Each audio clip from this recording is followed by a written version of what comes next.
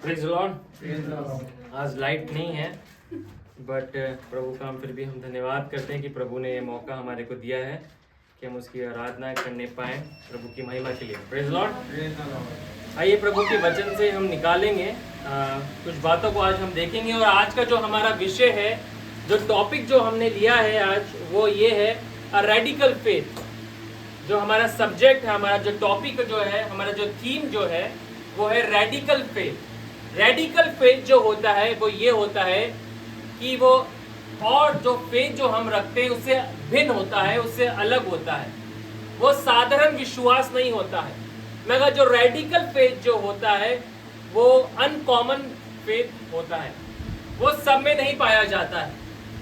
बहुत सारे लोग जो हैं विश्वास करते हैं, विश्वास की बोली को बोलते हैं और विश्वास के कथनों को जो वे निरंतर अंगीकार भी करते हैं, मगर वो रेडिकल फेथ जो है वो नहीं कर पाते हैं। रेडिकल फेथ की जो परिभाषा है आज हम परमेश्वर के वचन से हम देखेंगे और खुदा के वचन से ऐसे लोगों के जीवन को भी हम देखेंगे जिनके अंदर जो है रेडिकल फेथ जो है पाया गया है। और जो आज जो हमारा सब्जेक्ट जो है, जो चालू हम जो कर रहे हैं, जो विषय को आज हम पकड़ के चलेंगे, वो आने वाले रविवार को भी हम देखेंगे। और आज हम जो है पुराने नियम से इसकी शुरुआत हम करेंगे कि किस प्रकार का जो है रेडिकल फेथ जो होता है वो कैसा दिखता है। हम कई बार जो है रेडिकल फेथ के विषय में जो है, अनकॉमन फेथ के विषय में जो है बातचीत कर सकते हैं। हम बहुत सारे उदाहरण भी हम दे सकते हैं, मगर आज हम परमेश्वर के वचन से ऐसे लोगों के जीवनों को भी देखेंगे जो इस बात को दर्शाता है कि रेडिकल फेथ वास्तव में होता कैसा है। ये रेडिकल फेथ जो होता है वो एक दीवानापन जैसा विश्वास होता है। एक ऐसा विश्वास होता है जो अन्य दूसरे लोग जो हैं, 90% जो लोग हैं या उससे ज्यादा लोग हैं नहीं करते हैं, मगर कुछ ही परसेंट जो लोग हैं रेडिकल फेथ जो है अपने जीवन के अंदर रख पाए हैं। और आज हम उसको हम देखेंगे परमेश्वर के वचन से। आइए मेरे साथ परमेश्वर के वचन को आप निकालें। उत्पत्ति और उसका 6वां अध्याय हम निकालेंगे और उसका हम जो है 9 पद से लेके 17 पद तक हम पढ़ेंगे। उत्पत्ति उसका 6वां अध्याय 9 पद से लेके 17 पद तक हम पढ़ेंगे। और आपके लिए जो है स्क्रीन पे भी इसे दिखाया गया है। कृपया मेरी पढ़ने में इन वचनों को पढ़ने में अगुवाई करें। कोई पढ़ सकता है? हाँ जी। और अपने समय के लोगों में खड़ा था और नूह परमेश्वर ही के साथ चलता रहा। और नूह से शेम और हाम और येफेत नामक 3 पुत्र उत्पन्न हुए। हाँ, 17 तक पढ़। उस समय पृथ्वी परमेश्वर की दृष्टि में बिगड़ गई थी और उपद्रव से भर गई थी। और परमेश्वर ने पृथ्वी पर जो दृष्टि की तो क्या देखा कि बिगड़ी हुई है, क्योंकि सब प्राणियों ने पृथ्वी पर अपना चाल चलन बिगाड़ दिया है। तो परमेश्वर ने नूह से कहा, सब प्राणियों के अंत करने का प्रश्न मेरे सामने आ गया है, क्योंकि उनके कारण पृथ्वी उपद्रव से भर गई है। इसलिए मैं उनको पृथ्वी से भी नष्ट कर डालूंगा। इसलिए तू कोपेर वृक्ष की लकड़ी का एक जहाज बना ले, उसमें पोटियां बनाना और भीतर बाहर उस पर राल लगाना। इस ढंग से तू उसको बनाना। जहाज की लंबाई 300 हाथ, चौड़ाई 50 हाथ, ऊंचाई 30 हाथ की हो। जहाज में एक खिड़की बनाना और उसके एक हाथ ऊपर से उसकी छत बनाना। और जहाज की एक और एक द्वार रखना और जहाज में पहला, दूसरा, तीसरा खंड बनाना। और सुन में आज पृथ्वी पर जल मरने करके सब प्राणियों को जिसमें जीवन का प्राण है आकाश के नीचे से नष्ट करनी पड़ी। और सब जो पृथ्वी पर है मर जाएंगे। परंतु तेरे संग मैं वाचा बांधता हूँ, इसलिए तू अपने पुत्रों, स्त्री और बहुओं समेत जहाज में प्रवेश करना। और सब जीवित प्राणियों में तू एक जाति में 2 अर्थात एक नर और एक मादा जहाज में ले जाकर अपने साथ जीवित रखना। अब यहाँ पर हम इस स्टोरी को हम जानते हैं और हम संडे स्कूल से इस स्टोरी को जो है हम पढ़ते आए हैं, सुनते आए हैं इसके ऊपर बहुत बार जो है हमने कोरियोग्राफी भी की होगी, स्किट भी किया होगा कि किस प्रकार से परमेश्वर ने अपने न्याय को जो है इस संसार में लेके आया है, किस प्रकार से परमेश्वर जो है इस संसार का न्याय जब करता है, जब पृथ्वी परमेश्वर की दृष्टि में बिगड़ जाती है और परमेश्वर इस बात को देखता है कि हर एक मनुष्य का चाल चलन जो है परमेश्वर की नजरों में जो है सही नहीं है, और जो मनुष्य के मन में उत्पन्न होता है वे निरंतर बुरा ही उत्पन्न होता है। और परमेश्वर तमाम बातों को जानकर जो है पृथ्वी का जब न्याय करता है, हम इस बात को जानते, डिटेल में हम नहीं जाएंगे। प्रभु कहता है कि आने वाले समय में नूह इस बात को तू सुन ले कि क्या आएगा, जल प्रलय आएगा, पृथ्वी के ऊपर जो है जल भर जाएगा और मैं हर एक व्यक्ति का, हर एक दुष्ट का उसका न्याय इस जल प्रलय के द्वारा करूंगा, मैं उसे इस पृथ्वी के ऊपर से मैं नष्ट कर दूंगा, मगर तू और तेरा परिवार जो है बच जाएगा। तुझे काम करना पड़ेगा। और उसका डिटेल अभी हमने पढ़ा कि परमेश्वर कहता है, प्रभु ने बोलता है कि तुझे जो है गोपेर वृक्ष के द्वारा तुझे एक जहाज को बनाना पड़ेगा, क्योंकि क्या आएगा, आने वाले समय में एक जल प्रलय आएगा। परमेश्वर उसको एक चेतावनी देता है। रेडिकल फेथ क्या होता है? रेडिकल फेथ वो होता है जो बातें हमने अब तक देखी नहीं है, जो बातें हमने अब तक महसूस नहीं करी कि उससे पहले वो हुई हो। नूह से पहले अब तक परमेश्वर ने कभी भी इस रीति से जल प्रलय को नहीं किया था, प्रकट किया था। किसी भी मनुष्य ने इस रीति से जो है भारी वर्षा को नहीं देखा था, ऐसे तूफानों को नहीं देखा था, ऐसे प्रलय को नहीं देखा था। मगर जब नूह से इस बात का जिक्र परमेश्वर ने किया, यहाँ पर नूह क्या करता है आपको पता है? रेडिकल फेथ को लेके आता है। रेडिकल फेथ क्या होता है? रेडिकल फेथ ये होता है कि जो परमेश्वर हमसे कहता है, जो बातें प्रभु हमें प्रकट करता है, अपने वचन को हम तक पहुंचाता है, और वो वचन जिस पे हम यकीन करते हैं, जिसको हम इस बात को जानते हैं कि आज से पहले ऐसा हुआ ही नहीं। हालेलुया। आज से पहले इस प्रकार की कोई घटना इस संसार में नहीं हुई है। नूह ने कभी भी अपने लाइफ टाइम के अंदर इस प्रकार की वर्षा को नहीं देखा था, मगर फिर भी परमेश्वर की उस वचन के ऊपर उसने क्या किया? विश्वास किया। रेडिकल फेथ ये होता है कि आपने नहीं देखा है, आपने अब तक नहीं पाया है, मगर आप क्या है, अंधाधुंध उस बात के ऊपर प्रतीति कर लेते हैं, अपने विश्वास को उन कथनों के ऊपर, उन वचनों के ऊपर लगा लेते हैं कि परमेश्वर क्या है, उन बातों को पूरा करेगा। मुझे क्या करना है? विश्वास करना है। और नूह ने क्या करना आरंभ किया? विश्वास किया। और उसका रेडिकल फेथ कैसे दर्शाया गया? उसने कैसे दर्शाया? परमेश्वर के वचनों के ऊपर, प्रभु की बात के ऊपर उसने क्या करा? उस गोपेर वृक्ष को काट के क्या करना आरंभ किया?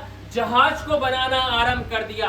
लोग आते थे और कहते थे, अरे नूह कोई भी वर्षा नहीं होगी, वर्षा का कोई चिन्ह ही नजर नहीं आ रहा, तू क्या पागल है? देख कितनी भीषण गर्मी पड़ रही है, देख बाहर जाके तू क्या कर रहा है, तू क्यों अपना समय बर्बाद कर रहा है, तू क्यों जंगलों में जा रहा है, लकड़ियों को काट रहा है और इस नौका को, इस जहाज को तू बनाने में लगा हुआ है, क्यों अपना समय इन बातों की ओर तू व्यर्थ कर रहा है, जो बातें कभी होंगी ही नहीं, जो बातें अभी दिख नहीं रही हैं। रेडिकल फेथ यही होता है। क्या होता है? जो बातें प्रभु के वचन में दी गई है, हम जो भी हमारे लिए हुई नहीं है, जो बातें अभी हमें दिख नहीं रही है, जो हमें महसूस नहीं हो रही हैं, उन बातों के ऊपर जब हम विश्वास को लेके आते हैं, वो होता है दीवानापन का विश्वास, रेडिकल फेथ। एक ऐसा फेथ, एक ऐसा विश्वास जो दूसरों के नजरों में क्या है? मूर्खता है। इसलिए परमेश्वर ने जगत के मूर्खों को चुना है। क्यों चुना है जगत के मूर्खों को? इसलिए ही चुना है क्योंकि वो रेडिकल फेथ लेके आते हैं अपने अंदर, एक ऐसा विश्वास लेके आते हैं, उन बातों के ऊपर यकीन करते हैं जो आज से पहले उनके लिए नहीं हुई है, इस संसार में प्रकट नहीं की है, मगर वो विश्वास करते हैं। हालेलुया। डॉक्टर पॉल योगी चो को परमेश्वर ने कहा कई सदी पहले, समय पहले, कि मैं तुझे जो है एक ऐसा भवन देने को जाने वाला हूं, एक ऐसा स्थान देने को जाने वाला हूं जहां पर है लाखों की संख्या में लोग जो है मेरी इबादत, मेरी आराधना उस स्थान पे आके करेंगे। और तुझे क्या करना है? एक बड़ी सारी भूमि को तुझे खरीदना है, एक बड़ी सारी इमारत का तुझे निर्माण तुझे करना है। और क्या है, लोग आएंगे, लाखों की संख्या में आएंगे और क्या करेंगे? परमेश्वर की आराधना करेंगे। और उसके लिए उन्होंने बड़ी कीमत को चुकाया, और एक बड़ी कीमत चुका के उन्होंने क्या किया? उस जगह का निर्माण किया। उन्होंने अपने घर तक को क्या है बेच दिया इस बात के लिए। उनकी पत्नी थोड़े समय के लिए उनसे क्रोधित हो गई कि अपने बच्चों के ऊपर से क्या तुम छत को भी ले लोगे, मगर वो अपने विश्वास को लेके आए, नहीं, मेरे परमेश्वर ने मुझे कुछ वायदे कहे, मेरे परमेश्वर ने कुछ बातें प्रकट करी हैं, मुझे उसे करना है। और आने वाले समय में उनके घराने ने क्या देखा कि लाखों की संख्या में लोग उस भवन में आने लग गए। हालेलुया। ये होता है रेडिकल फेथ। जो बातें अभी हमारे आंखों ने नहीं देखी हैं, जो बातें हमारे चित्त में जो आती हैं मगर हमारे लिए अभी हुई नहीं है, हम उन बातों के ऊपर क्या कर रहे हैं? यकीन कर रहे हैं। और उस बात के ऊपर यकीन करने से लोग हमें क्या कह रहे हैं? ये कैसे व्यक्ति हैं, ये कैसा परिवार है, ये कैसे लोग हैं? ये समझदार लोग नहीं है, ये नासमझ लोग हैं। इसलिए परमेश्वर पे यकीन करने वाले जो लोग होते हैं, विश्वास करने वाले जो लोग होते हैं, रेडिकल फेथ को लेकर आने वाले लोग होते हैं, वे संसार की दृष्टि में मूर्ख व्यक्ति कहलाते हैं, जब तक परमेश्वर उनके विश्वास को प्रूफ करके नहीं दिखाता। हालेलुया। जब तक वो लोगों की नजरों में क्या समझे जाते हैं? बेवकूफ समझे जाते हैं, मूर्ख समझे जाते हैं, बेदिमाग समझे जाते हैं कि इनके अंदर अक्ल ही नहीं है। ये लोग कहां भाग रहे हैं? संसार तो इस दिशा में भाग रहा है, मगर ये तो संसार की अपोजिट दिशा में क्या है? भाग रहे हैं। ये कहां जा रहे हैं? इनका क्या होगा? बहुत सारी बातों का सामना जो है डॉक्टर पॉल योगी चो ने किया, बहुत सारे अपमानों का सामना जो है उन्होंने किया। और यहाँ पर परमेश्वर के जीवित कलाम में भी हम देख सकते हैं, नूह ने भी अपने जीवन के अंदर जो है इस रेडिकल फेथ को फॉलो करने के लिए जो है एक बड़ी कीमत चुकाई। लोग उसको ऊपर इल्जाम लगा रहे थे, लोग उसका मजाक उड़ा रहे थे कि दूर दूर तक तो कोई चिन्ह नजर नहीं आ रहा है, मगर तू बारिश के ऊपर, तू प्रलय के ऊपर कैसे विश्वास कर रहा है ना? रेडिकल फेथ क्या होता है? आज हम रेडिकल फेथ की डेफिनेशन को सीख रहे हैं और आने वाले समय में इसकी गहराई में हम जाएंगे। रेडिकल फेथ वो होता है जो अभी हमारे लिए नहीं हुआ, जो हमें अभी नहीं दिख रहा है, जो हमें अभी महसूस भी नहीं हो रहा है। कई बार होता है ना कि खुदा के वचन को हम पढ़ते हैं, खुदा की प्रतिज्ञा हमें मिल जाती है, मगर वो महसूस भी नहीं होती है हमारे को। दिखने की तो बहुत दूर की बात है, पूरी तो होने की बहुत दूर की बात है, मगर क्या है, वो हमें महसूस तक नहीं हो पा रही है। मगर फिर भी हम क्या है? अड़े हुए हैं। रेडिकल फेथ क्या है? उन बातों के ऊपर निरंतर यकीन करना जो आपके लिए नहीं हुई, उन बातों पे निरंतर अड़े रहना कि परमेश्वर तू इन्हें मेरे लिए करके दिखाएगा परमेश्वर, और मैं अपने प्रयासों को करना नहीं छोड़ूंगा परमेश्वर, मैं निरंतर उस काम में लगा रहूंगा जिस काम के लिए तुझने मुझे बुलाया है। और वो निरंतर लकड़ियों को तोड़ता था, हर दिन जाया करता था, जहाज के लिए लकड़ियों को लाता था, और वो ठोक ठोक के, काट काट के, घीस घीस के क्या है, जहाज का निर्माण वे करता जा रहा था, जहाज को एक आकार देते जा रहा था। परमेश्वर ने कहा था इसके अंदर कितने दरवाजे होने चाहिए? केवल एक दरवाजा होना चाहिए। हर एक डिटेलिंग को वो क्या कर रहा है? फॉलो कर रहा है, और फॉलो करके क्या कर रहा है? बनाते चले जा रहा है। उस बात पे यकीन कर रहा है जो संसार की दृष्टि में कभी भी पूरी नहीं होगी उसके लिए। क्या आज कोई ऐसी बात आपके पास है जो लोग आपके लिए कह रहे हैं कि ये तुम्हारे लिए पूरा नहीं हो सकता है? इस संसार में तो नहीं हो सकता है, इन संसार में तुम वहां पे नहीं जा सकते, इन संसार में तुम इन बातों को अचीव नहीं कर सकते, परमेश्वर तुम्हारे जीवन के अंदर उस रीति से काम नहीं कर सकता। हो सकता है सामने बहुत सारी बातें कर ले, मगर पीछे आपके बहुत सारी बातें भी करते होंगे, नेगेटिव भी बोलते होंगे। क्या कोई बात ऐसी है आपके जीवन के अंदर? तो मैं आपको बताना चाहता हूं कि परमेश्वर आज इस वचनों के द्वारा इस बात को हमें सिखा रहा है कि हमें रेडिकल फेथ को अपनाने की जरूरत है। एक ऐसे विश्वास को अपनाने की जरूरत है जो परमेश्वर की उन प्रतिज्ञाओं के लिए जो है खड़ा हुआ है, अड़ा हुआ है, ढीठ है। कई बार कहेंगे तो ढीठ व्यक्ति है, सुनते ही नहीं है ना? कोई बात नहीं, लोग आपको ढीठ कहें चाहे लोग आपको कुछ भी कहें, अगर आप परमेश्वर के वचन के लिए अड़े हुए हैं, खड़े हुए हैं प्रतिज्ञा के लिए, तो जब जिस दिन परमेश्वर उसको पूरा कर देगा तो क्या होगा? परमेश्वर जो है उन लोगों की बोलती बंद कर देगा। कई साल पहले प्रभु ने एक बात मुझे बताई कि अर्पित, जो लोग तेरे ऊपर हंसते हैं, एक दिन मैं उन्हीं की हंसी को तेरे सामने चुप करवा दूंगा। मैं जब तक क्या है, तुझे चुप रहना पड़ेगा। You don't have to give them answers. You don't have to prove them. तुझे प्रूव करने की जरूरत नहीं है, तुझे जवाब देने की जरूरत नहीं है। हंस रहे हैं तो हंसने दे, मगर जिस दिन समय आएगा, जिस दिन मैं काम करूंगा, जिस दिन मैं अपने उन बातों को प्रकट करना चालू करूंगा, उस दिन हर एक लोगों की हंसी क्या है, मैं बंद कर दूंगा, वे चुप हो जाएंगे, है ना? क्या लोग आज आप पे भी हंस रहे हैं?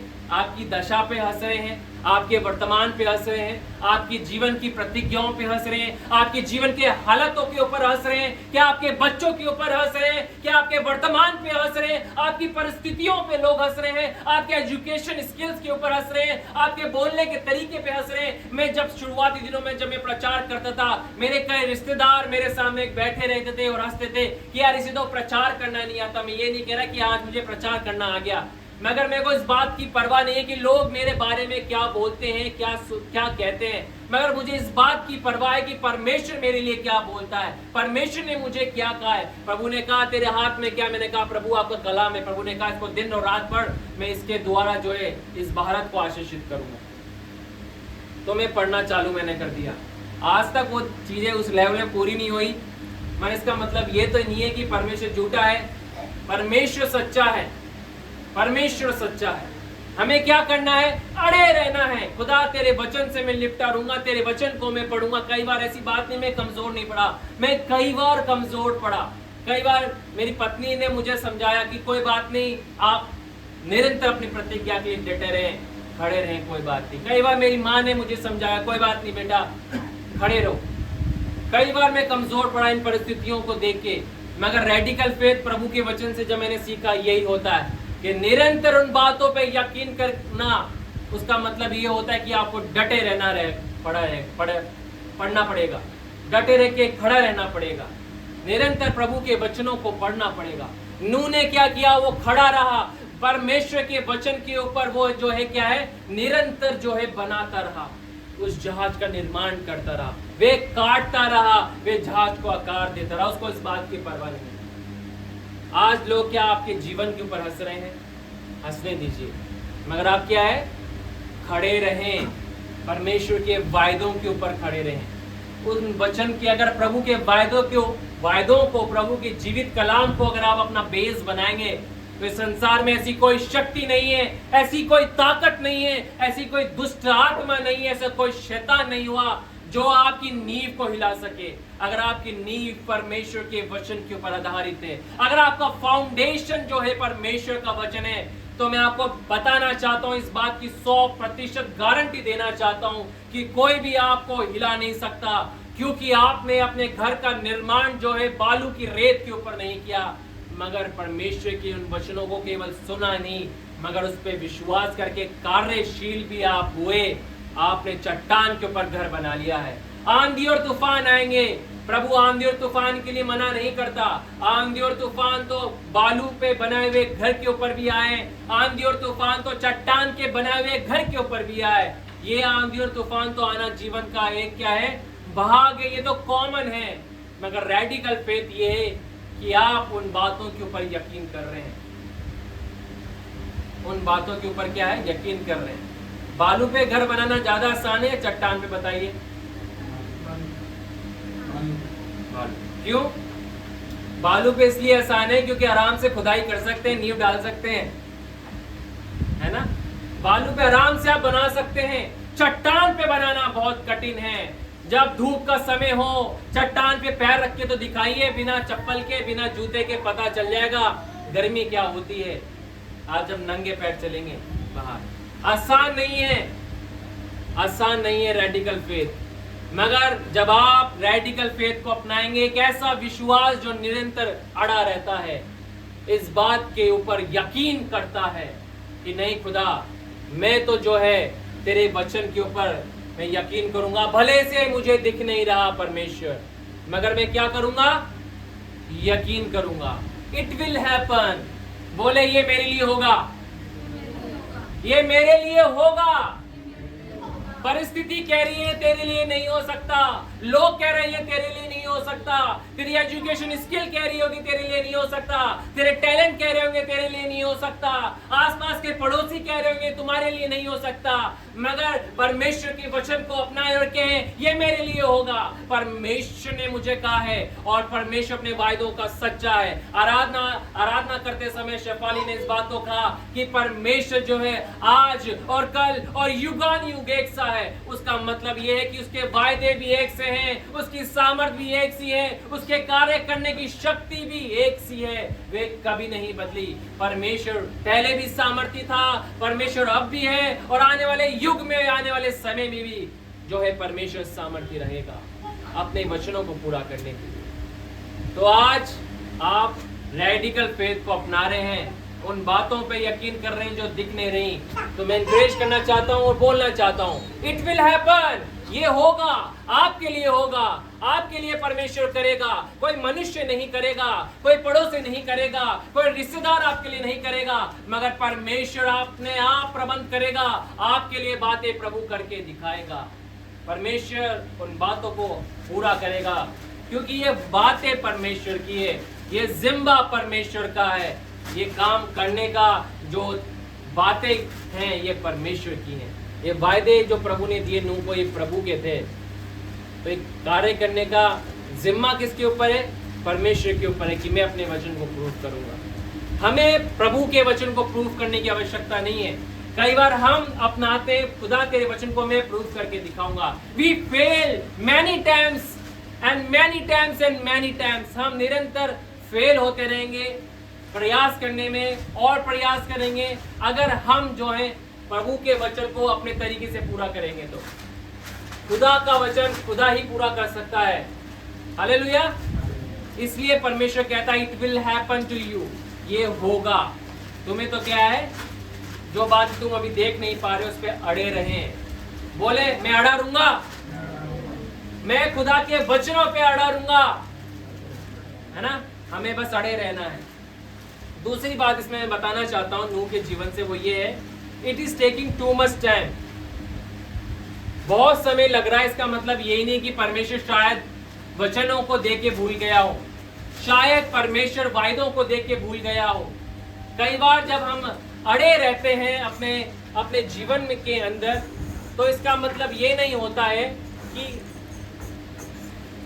समय बहुत लग रहा है परमेश्वर के वचन को पूरा होने के अंदर, परमेश्वर के वचनों को हमारे जीवन में प्रकट होने में। तो क्या है, परमेश्वर क्या है, भूल गया है। कई बार परमेश्वर जब हमें वायदे देता है, कई बार जब परमेश्वर में प्रतिज्ञा हमें देता है, या प्रभु के वचन को पढ़ के हम जो हैं अपने जीवन के अंदर प्रॉमिसेस को हम प्राप्त करते हैं, प्रतिज्ञा को हम प्राप्त करते हैं और समय लग जाता है, तो इसका मतलब ये नहीं कि परमेश्वर से दे के भूल गया। इसका मतलब ये नहीं कि परमेश्वर से आपके लिए पूरा नहीं करेगा। फिर से बोले, प्रभु मेरे लिए पूरा करेगा। प्रभु आपके लिए और मेरे लिए वो काम पूरा करके दिखाएगा। समय लग रहा है, देरी हो रही है, अभी तक हमें दिख नहीं रहा, मगर परमेश्वर आज अपने वचन से इस बात को कह रहा है कि ये होगा, ये अवश्य होगा। नूह जब जहाज बना रहा था, बहुत समय लग रहा था जहाज बनाने में, और जब जहाज बनाने में बहुत समय लग रहा था, प्रभु ने उसे ऐसी बात बताई, और जब उस काम को वे करना आरंभ उसने किया, उस समय लग रहा था। और जैसे जैसे समय लग रहा था, तो मैं आपको बताऊं, लोगों की नकारात्मक बातों का जो बोलना होता है, जो फ्रीक्वेंसी होती है, वो कभी भी कम नहीं होगी, वो बढ़ेगी। हालेलुया। जब वो बातें जो प्रभु ने आपके जीवन में बताई हैं, प्रकट करी हैं, और जब उसको होने में समय लगेगा, तो क्या होगा, लोगों की टिप्पणियां का जो जो फ्रीक्वेंसी है वो कभी भी कम नहीं होगी। ये खुदा के वचन से मैंने सीखा, प्रभु ने बताया अर्पित वो कभी भी कम नहीं होगी, बल्कि उसकी फ्रीक्वेंसी क्या होगी, बढ़ेगी। और जब वो पीक पर हो, इस बात को जान लेना कि समय अब आ चुका है। जब आप बहुत ज्यादा इस बात से फ्रस्ट्रेट होने लग जाएं कि खुदा अब बस प्रभु, लोग ताने पे ताने दे रहे हैं, खुदा लोग अब मजाक उड़ाने पे लग गए हैं। नूह के समय में हो सकता है कि आप बच्चे भी उतर आए हों उसका मजाक उड़ाने में। अब तक तो बड़े बुजुर्ग ही मजाक उड़ाया करते थे, फिर अधड़ व्यक्ति मजाक उड़ाने लग गए, फिर जवान व्यक्ति मजाक उड़ाने लग गए। अब वो बोलने लग गया होगा, अरे खुदा अब तो बच्चे भी आके मेरा मजाक उड़ा रहे हैं कि कहाँ है वर्षा, कहाँ है बादल, हमें तो कुछ भी नजर नहीं आ रहा, हमें तो कुछ भी नहीं दिख रहा, बहुत समय हो गया। बच्चे बोलते होंगे, दादाजी दादाजी बहुत समय हो गया, बादल भी नहीं दिख रहे, वर्षा की तो दूर की बात है, आप बूढ़े हो गए हैं, है ना।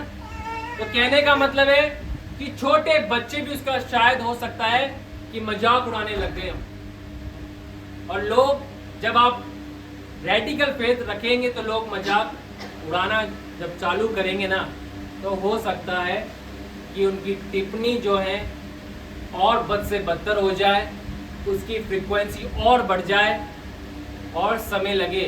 मगर इसका मतलब ये नहीं है, आज मैं प्रभु के वचन से इनकरेज करना चाहता हूँ, इसका मतलब ये नहीं है इट विल नॉट हैपन। बोले इट विल हैपन, ये होगा, मेरे लिए होगा। भले से दिख नहीं रहा, हमने देखा अभी थोड़े समय पहले, मगर हमने कहा खुदा के वचन से इस बात को प्रोफेसाई किया, इट विल हैपन। हमें दोबारा से इस बात को बोलना है। समय लग रहा है, 10 साल हो गए हैं, 15 साल हो गए, समय लग रहा है, बट निरंतर अंगीकार करते रहे, lord it will happen. Dawood को परमेश्वर ने जब वो 18 साल के आसपास का था, प्रभु ने उसको कहा था कि मैं तुझे राजा बना दूंगा, और उसका उसी समय अभिषेक कर दिया गया था। किसके द्वारा? शमूएल के द्वारा। क्या दाऊद उसी समय राजा बन गया था? यस, वो खुदा की नजरों में तो उसी समय राजा बन गया था, मगर लोगों के सामने वो कब राजा बना, कब वो किंग बना? उसको कितने साल लगे? 12 से 13 साल लग गए उसको बनने में। कितने साल लगे? ऑलमोस्ट 12 to 13 ईयर्स उसको लग गए।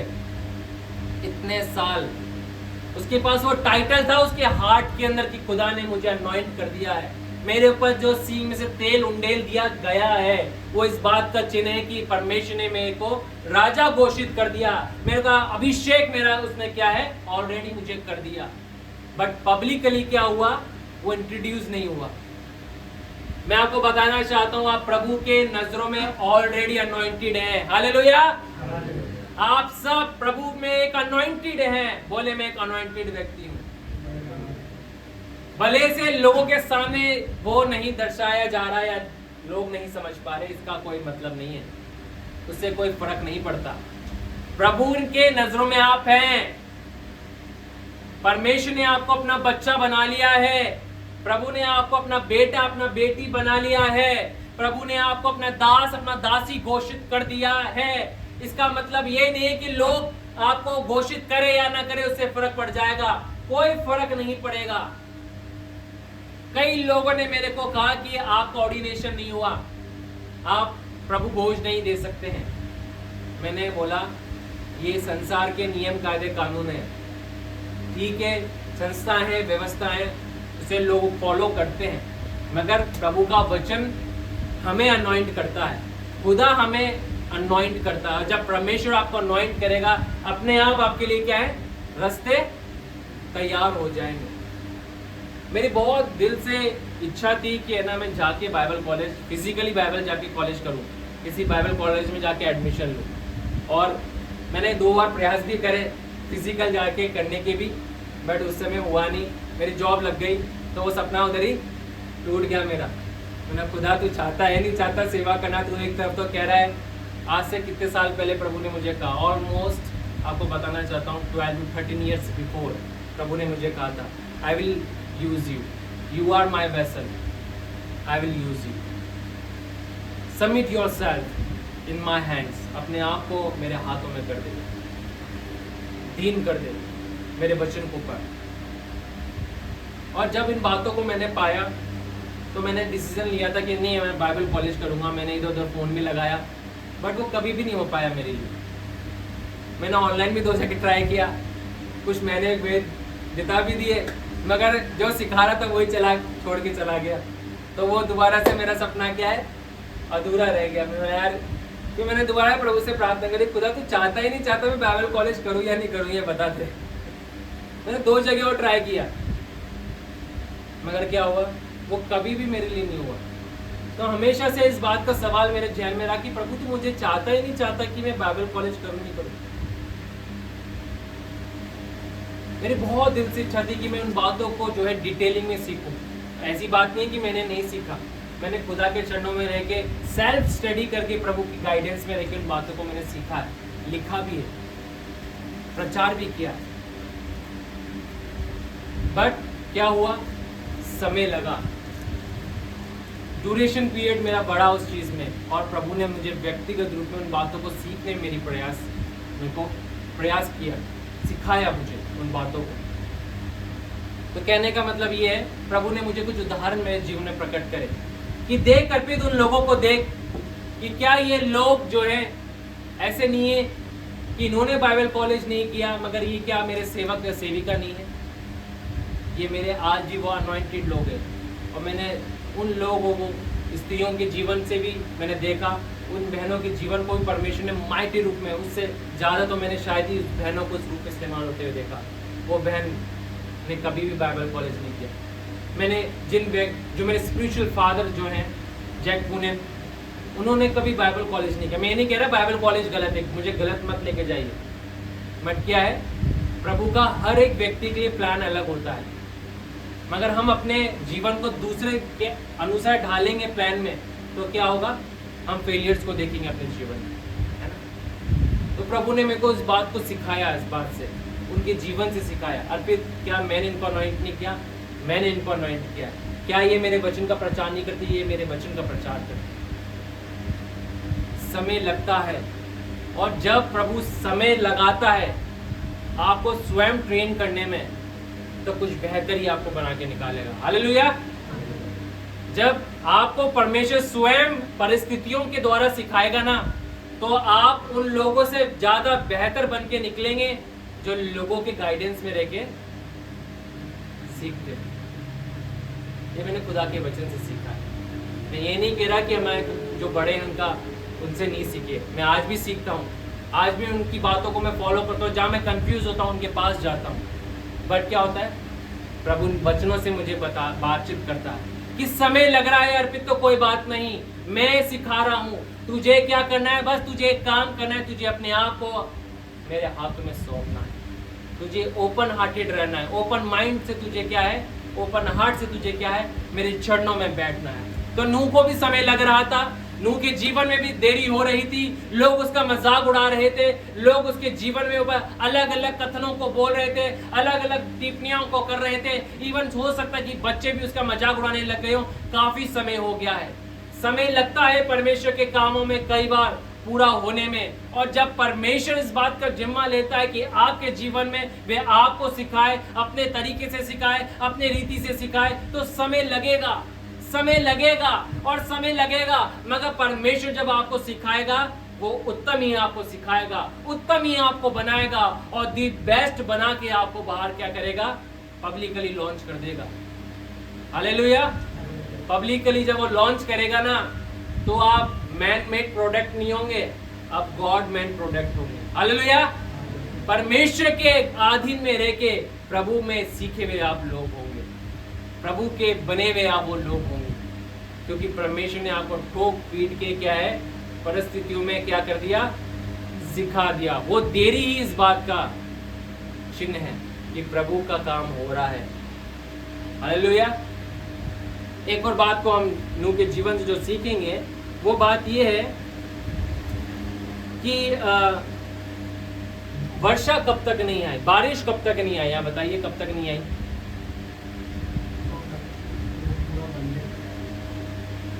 कॉमनली अगर हम देखें, वर्षा जब तक नहीं आई, बाढ़ जब तक नहीं आई, जल के सोते पृथ्वी पर से जब तक नहीं फूटे, जब तक नूह का जहाज तैयार नहीं हो गया।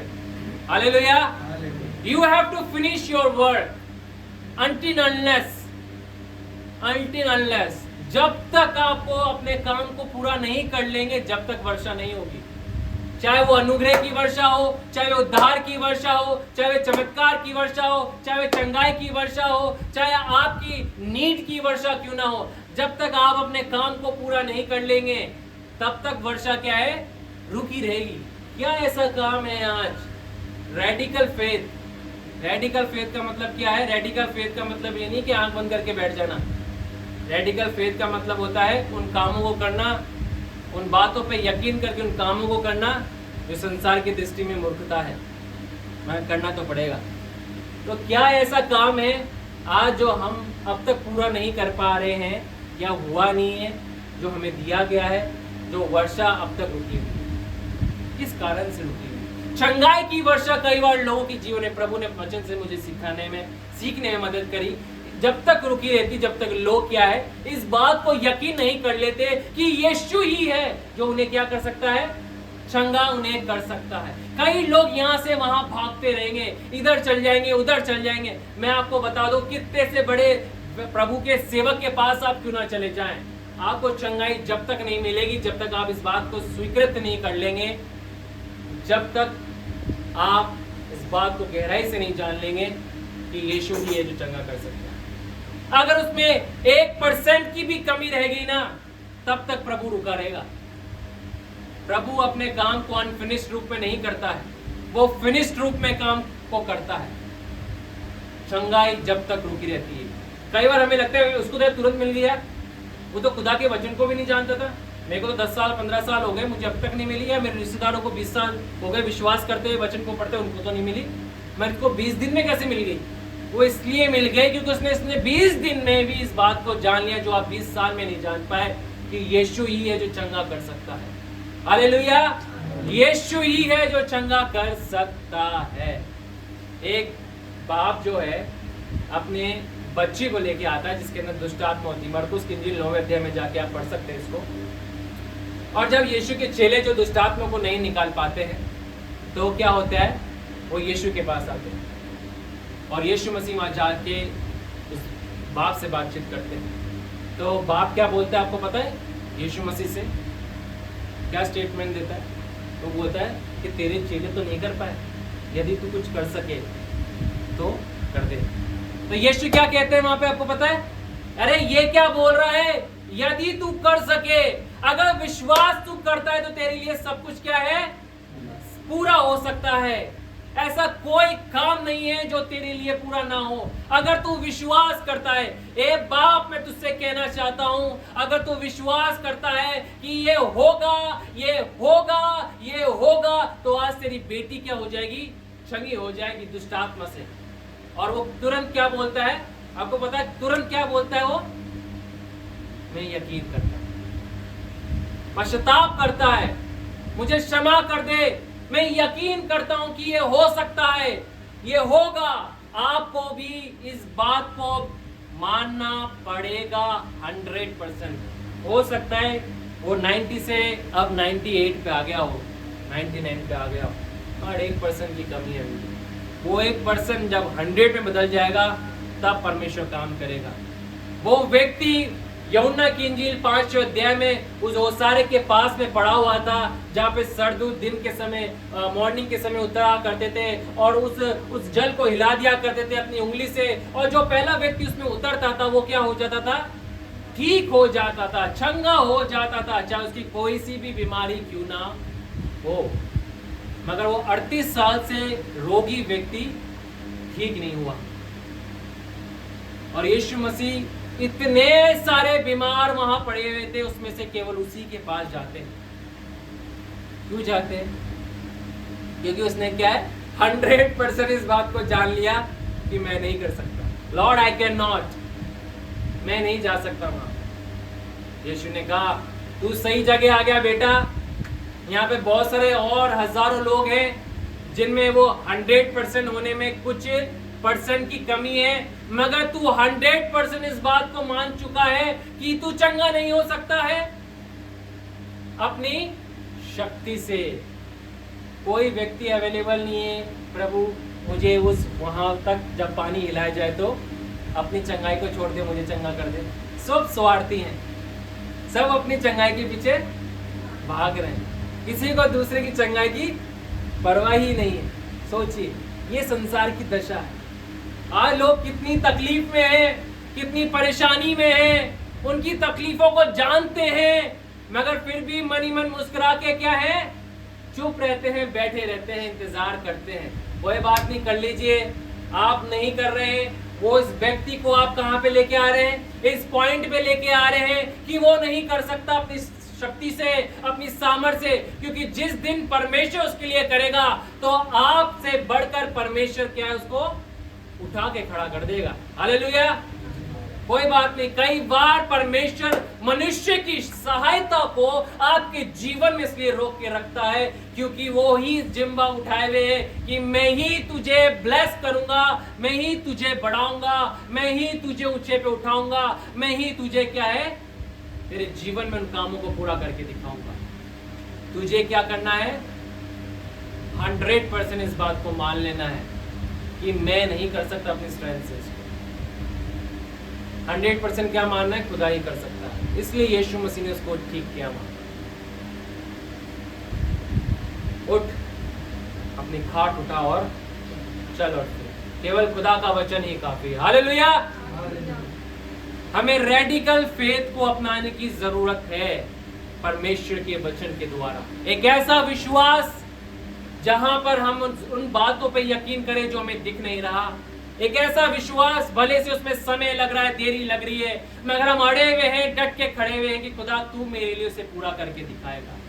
तो आज मैं एक बात आपसे कहना चाहता हूँ कि क्या ऐसी बातें हैं आपके जीवन में जो प्रभु ने आपको दी हैं, जो अब तक आपके लिए नहीं हुई हैं, कई साल कई समय आपके जीवन में लग गए हैं।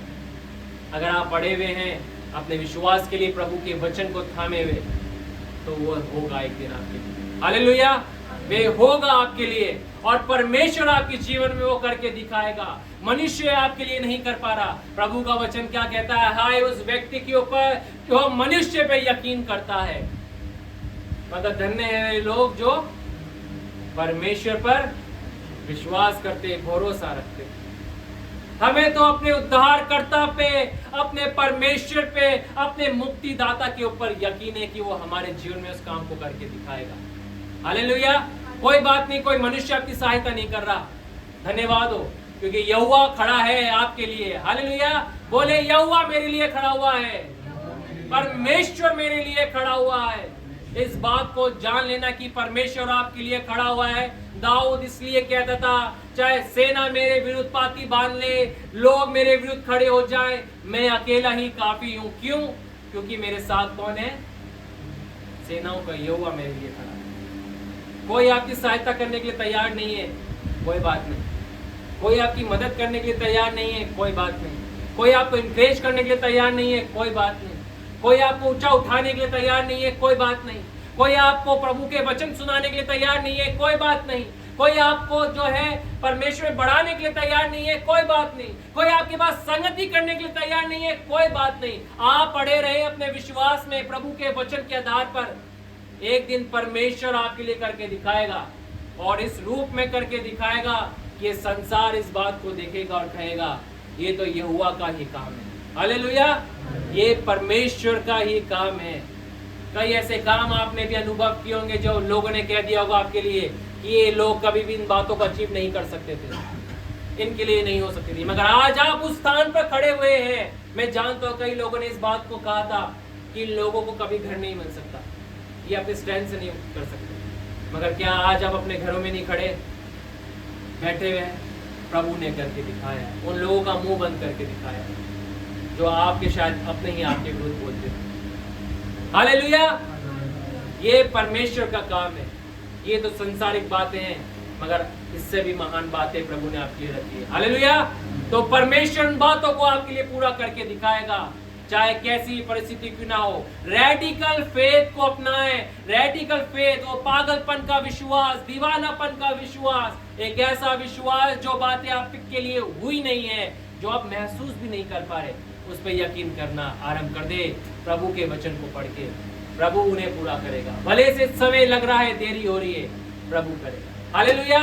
आइए हम प्रभु का धन्यवाद दें। इस सीरीज को जो है हम आगे आने वाले संडे में कंटिन्यू करेंगे, इसको हम देखेंगे और गहराई में परमेश्वर के वचन के द्वारा। आइए हम छोटी सी प्रार्थना करें और फिर हम जो है आगे की ओर हम बढ़ेंगे। प्रभु हम आपका धन्यवाद करते हैं इन वचनों के लिए पिता। ये वचन जो यहाँ से बोले गए, बोए गए, वो जिन भूमि पे गिरे वो 30, 60, 100 गुना फल लाए प्रभु जी। और होने दे इस विश्वास को, इस रेडिकल फेथ को हम अपनाने वाले लोग हो सके प्रभु जी। भले से लोगों की टिप्पणी हमारे विरुद्ध कैसी भी क्यों ना हो प्रभु जी, मगर तू दया कर, अनुग्रह कर, तेरे वचन को थाम के निरंतर परमेश्वर में बने रहते हुए प्रभु जी अड़े रहना तू हमें सिखा प्रभु जी। क्योंकि खुदावन हम जानते हैं तू अपने निश्चित समय में प्रभु, अपने समय में जो तेरा सिद्ध समय है प्रभु, तू रिवॉर्ड देगा प्रभु। तेरा हम धन्यवाद करते। जितने भी लोग यहाँ पर हैं जिन्होंने तेरे वचन को सुना और जो ऑनलाइन जिन्होंने सुना और जो आने वाले समय में सुनते हैं प्रभु जी, तू दया कर, अनुग्रह कर। हर एक जीवन की उन बातों को तू जानता है प्रभु। तूने हर एक को प्रभु जी रेडिकल फेथ प्रभु, एक ऐसा विश्वास करना सिखा प्रभु जी जो तुझ में उन्हें बढ़ाए प्रभु जी, और तेरी इन प्रतिज्ञा को उनके जीवन में पूरा करके दिखा दे प्रभु। क्योंकि हम जानते हैं केवल तू इन बातों को हमारे लिए कर सकता है। यीशु के नाम से मांगते हैं, आमीन।